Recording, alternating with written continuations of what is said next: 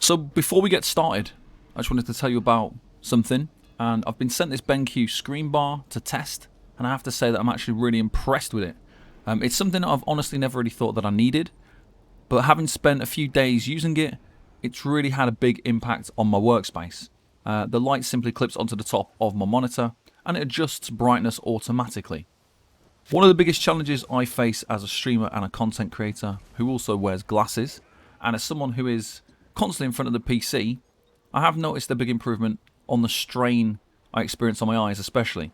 I usually utilise studio lights, panel lamps, and I have actually been able to stream with a more illuminated and even lighting atmosphere, as the BenQ ScreenBar aims the lighting directly onto my desk and creates a visually more appealing look. It also takes away from the screen kind of glaring in my face.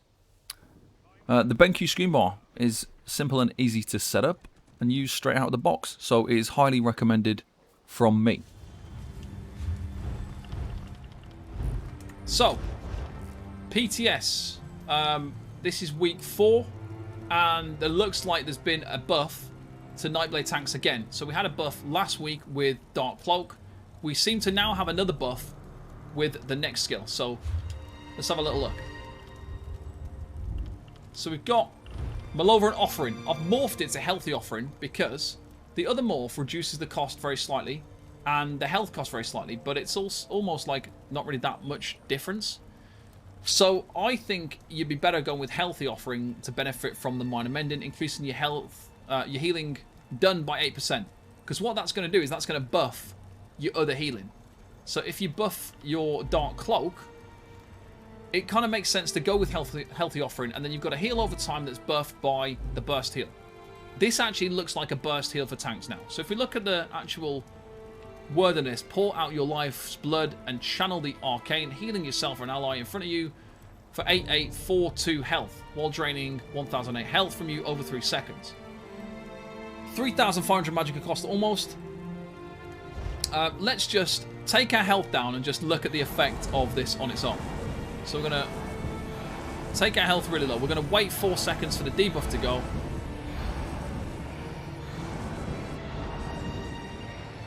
And here we go. So this is what it looks like when you use Malevolent Offering. There's a 9k heal. Oh. It's a 9k heal.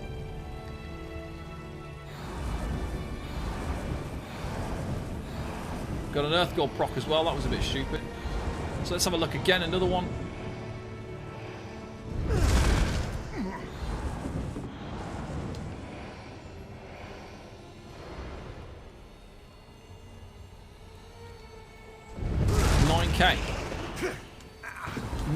Big 9k. I mean, it's a 9k heal. It's a burst heal. It's a comparable heal to Green Dragon Blood.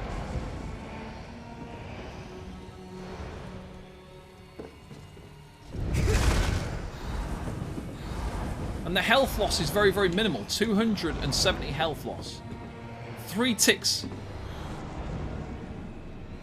It's not really that big of an issue. So when we... And if it crits as well, so at the very least, like in the current set, we're just using regular tank gear, regular heavy armor, regular stats. Let me just take that off because that's annoying me.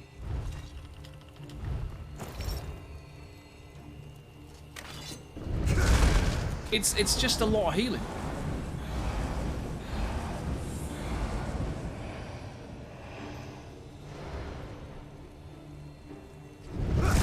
So, yeah, we get an easy heal. It's a burst heal.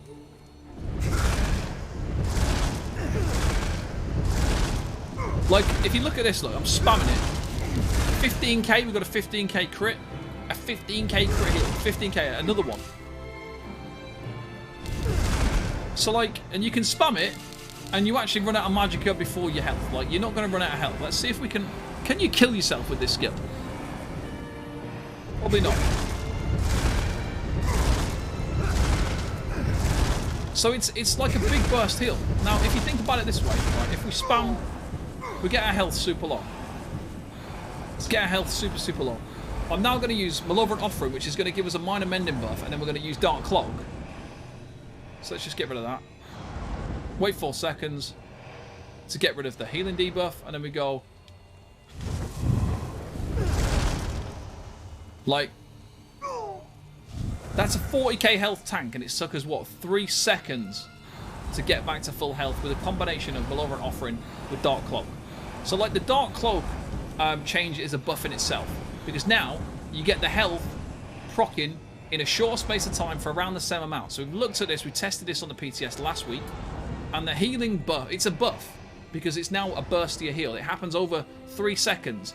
But also, you've got the Nightblade passive, which increases the duration of your healing over time of Dark Cloak, because it increases the duration of those skills. So, if we just press it again, so we're going to press that, it buffs us. It's like 4 seconds and we're back to full. So it's huge.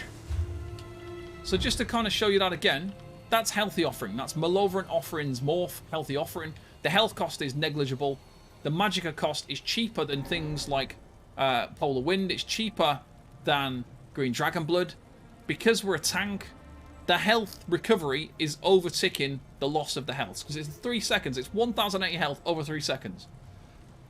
So this is huge, and it could heal somebody in your group. So like, you could kind of tank heal in a way. Let's say you're doing 3 dungeons with 3 DDs, 1 tank. You could even potentially heal people in your group if they need a heal. It's people in front of you. I don't obviously know the range, but like, if you want to proc it on yourself, you just make sure you're not facing somebody. Like, look at that, it's a 14k heal. It's had no impact on our health. It's had like barely an impact on our resources. And then when we look at also the Dark Cloak change, so this got reduced in time. So this used to tick for 8 seconds, and it's been reduced down to 5 seconds. Now, it's actually 3 seconds, but it's increased to 5 seconds because of the passives. So this heals for 4,000 health every second for 5 seconds, but we get minor protection now for double the time. So it used to be 6 seconds, now it's 12 seconds. So this is actually a huge buff to Nightblade Tanks. The healing potential now is very, very good. It's better than Templar tanks, definitely. It's probably, the Nightblade tank now is probably better in terms of like the healing potential than pretty much every other tank class. Because you've got a burst heal and a heal over time that are both very, very strong. Other classes, like if you look at the Dragon Knight, you've got your burst heal, which requires you to be super, super low health. So you've got to be low health to get good benefit from the burst heal on a Dragon Knight. And your heal over time on a Dragon Knight would either be Vigor, which is stamina costing and can be annoying, or Cinderstorm, which costs an absolutely massive amount of Magicka. Whereas this is like a very small cost, like 3,900 Magicka is cheap compared to the DK. A burst heal for 3,400 Magicka is very cheap. So this is a strong way of playing like as a tank now, in terms of the healing potential.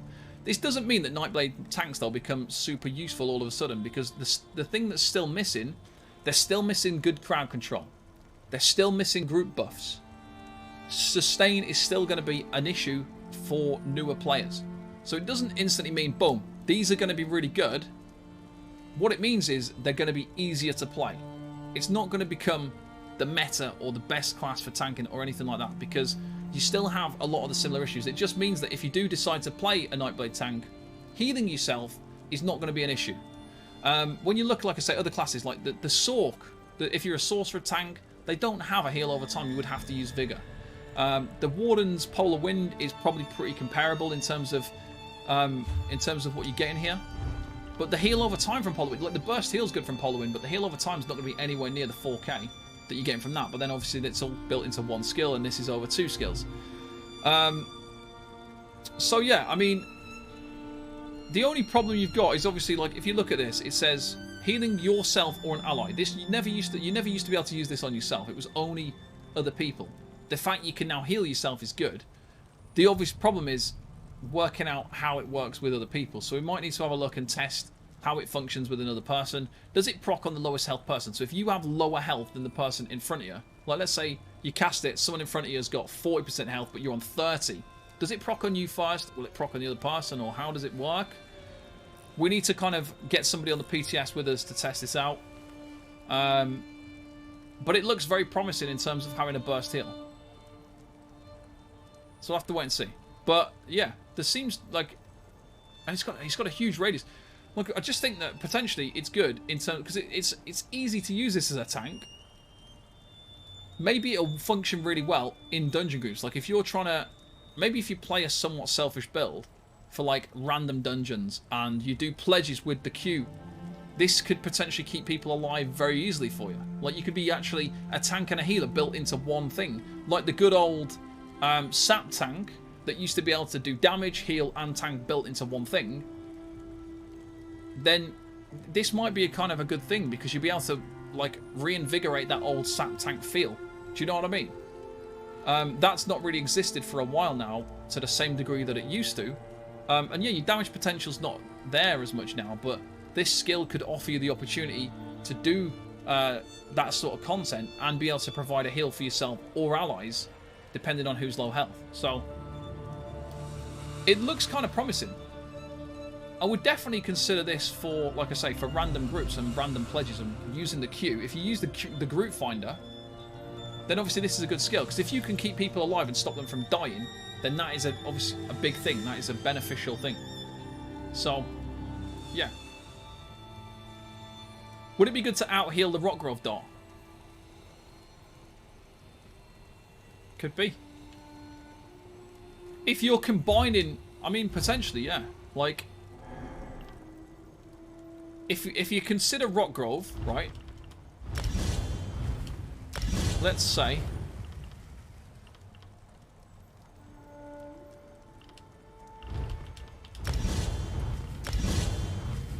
right. These are like, let's say we're talking Rockgrove, right? So you've got 4 healing skills here. And Leeching Strikes is a tricky one because you've got a light attack weave. But if we just throw everything down and have a look.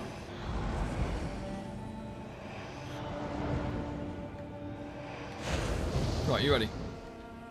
I'm not a dark factotum, you know. The healing potential is just insane, though.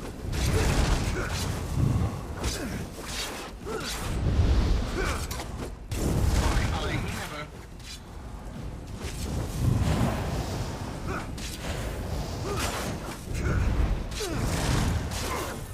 I'm never seen, you know.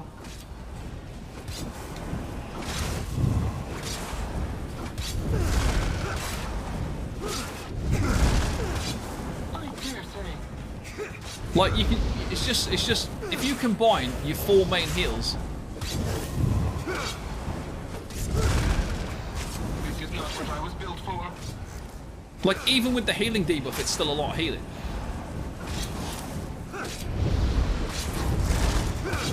Like I'm healing debuff from spamming balance.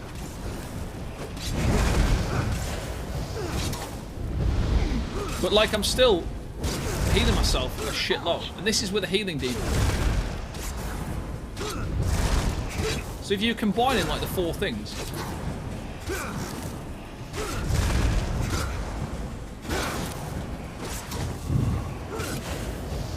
It's just a lot of health, you know what I mean? Like it's a lot of incoming health, and this is only like a small potential of the health as well, because obviously we're debuffing our own healing by doing.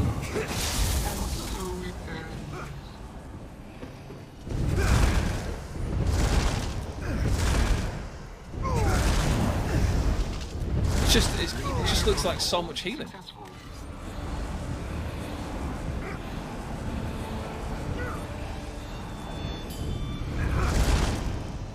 Yeah, so it.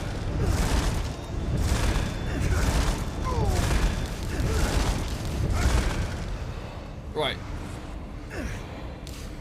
So it's not healing myself. Right, stop healing. Stop using it a second.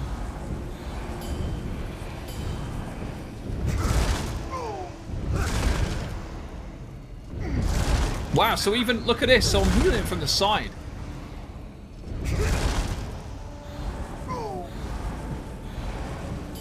I'm healing him like, wow, that's a huge area.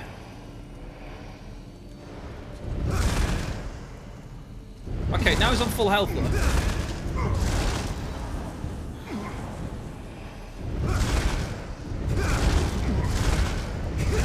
So basically, the way this works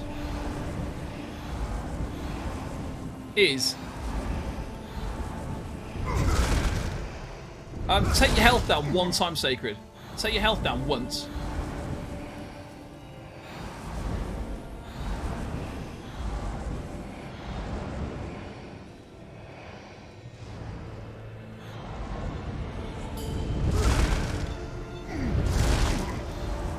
And again, go twice, do twice.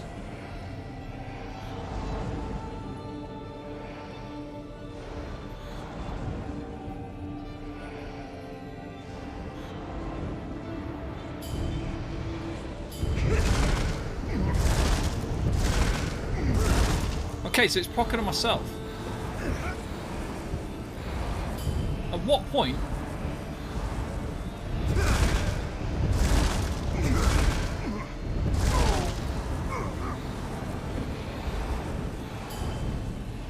So if you're on lower health, it's going to proc on you. There you go. Oh, there we go. There we go.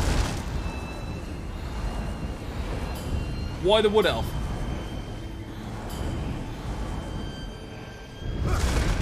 So it's just the lowest health target, though. Right.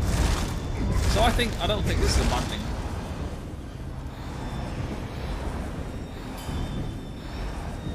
So this new heal is massive. 10k heal.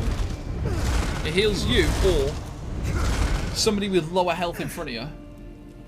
That's like a big heal for a tank, especially the fact you can heal somebody else for 10k health as a tank. I think, well, that solves it. And also, if you look at this, it doesn't just heal in front of you. It's like 180 degrees in front of you. It's actually like 180 degrees in front of you as well. Look at the way I'm facing up. It's healing somebody.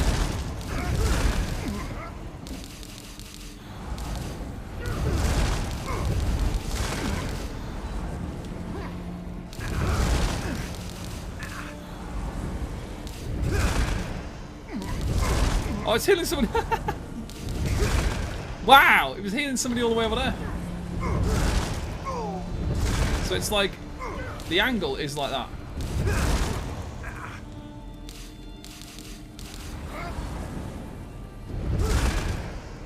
So it's like 180 degrees. The lowest health person. It's based on percentage, yeah. Percentage of missing health. And it heals somebody in a 180 degree radius. Look, I'm healing over there.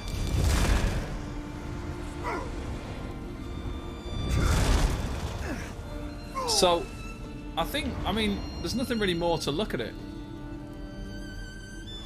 It's on health percentage by the look of it. Because if I go lower percentage, if I go down to 0, look, there's two people here, both in front of me, different percentages.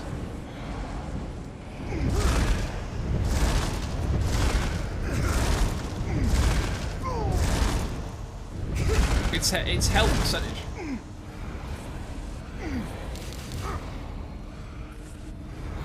Can it heal outside the party? It can. Yeah, it's healing outside the party. It's a 28-meter range as well.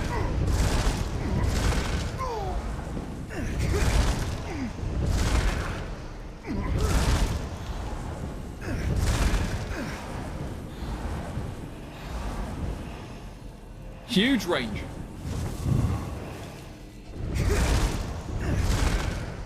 But that, we're healing. Wow, the other side of the house. Crikey. Yeah. So it's good stuff. It's good stuff indeed. So there you go. That is the new changes to Malover Offering. I must say, your aim is definitely Absolutely fantastic. If you want to heal yourself, look away from the group. Yeah, you don't even have to like do a full turnaround. You just make sure you're not 180 degrees to your group. You can replace your healers with Nightblade Tanks now. Shh. Don't tell people that.